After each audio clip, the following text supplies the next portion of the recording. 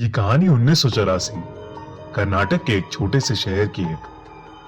शहर में कई दिनों से काफी हलचल मची हुई थी। रोज रात में शहर का कोई ना कोई मर्द घर से गायब हो रहा था। ये खबर सुनकर वेंकट नाम का एक रिपोर्टर उस शहर में पहुंचा। शाम के कुछ 6 ही बजे होंगे, पर शहर के लोग जल्दी जल्दी अपनी दुकानें बंद करके घर लौट रहे थे। वेंकट ने देखा कि हर घर के बाहर कन्नड़ा में नालेबा यानी कल आना ऐसा लिखा है। उसने वहां एक पुजारी को रोक के पूछा कि शहर में ये सब क्या हो रहा है।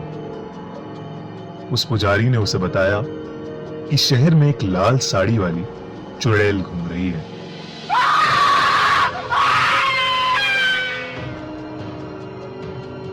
वो रोज रात में घर घर जाके जोर से दरवाजा खटखटाती है।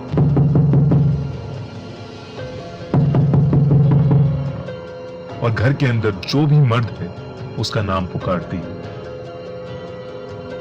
कोई भी आदमी उसकी आवाज को नजरअंदाज नहीं कर पाता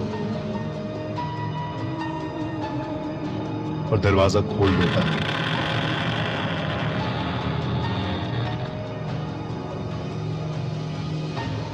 कहते हैं वो चुड़ैल उसे अपने वश में करके कहीं दूर ले जाती है और मार देती है।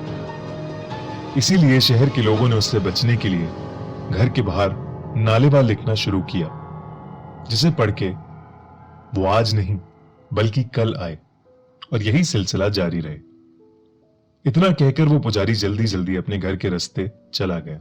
वेंकट को कल के अखबार के लिए अच्छी कहानी तो मिल गई, पर कुछ ही दूर जाते ही उसका स्कूटर पंक्चर हो गया। अंधेरा हो चुका था और सब लोग अपने घर के अंदर जा चुके थे। अचानक से वेंकट को लगा कि उसके आसपास कोई है, तो वो स्कूटर लिए तेजी से आगे चलने लगा। किसी ने बहुत ही मधुर आवाज में उसका नाम पुकारा, वेंकट, वेंकट।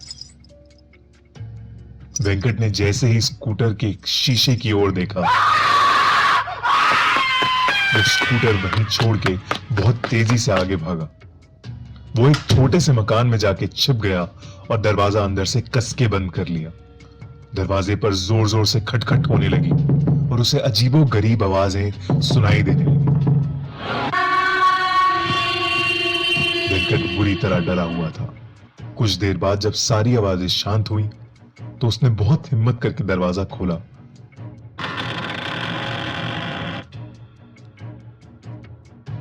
तो वहां कोई नहीं था, पर फिर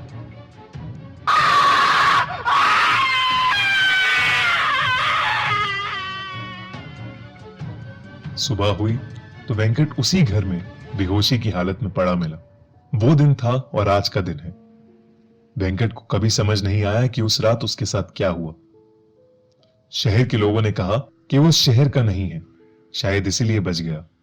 कुछ महीनों बाद उस चुड़ैल का कोई किस्सा सुनने में नहीं आया। आज भी उस शहर के लोगों ने अपने घर के बाहर नालेबा यानी कल आना ऐसा लिखा है। फिल्म स्त्री इसी सच्ची कहानी पर आधारित है।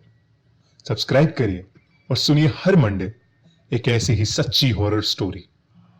और अगर आपके पास भी कोई ऐसी ही कहानी या अनुभव है तो कमेंट्स में जरूर लिखें, क्योंकि अब हर मंडे खूनी मंडे।